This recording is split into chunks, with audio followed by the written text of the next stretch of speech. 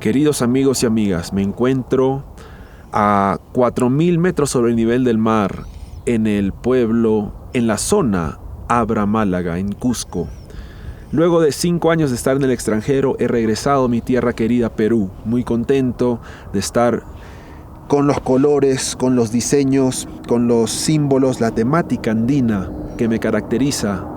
Mis raíces son andinas y cada vez que regreso a la sierra me siento muy contento de compartir con la gente, de escuchar la música, de tocar la música, de cantarle a las madres de los mercados.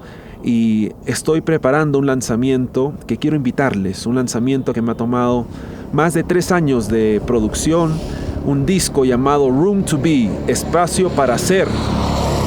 Este disco tiene el violín del maestro Cholo Víctor Tomairo, que en paz descanse, del maestro Raúl Cule de Puquio, los cantos del maestro Jorge Choquehuilca de Cusco, mi guitarra eléctrica del Condor Feeling, maestros de Estados Unidos, y es una fiesta para celebrar con mucha alegría nuestras raíces de una manera innovadora, de una manera, digámoslo, de una manera acondorizada. Es mi idioma, mi estilo, y quiero compartirlos con ustedes este 27 de noviembre en el Teatro Municipal.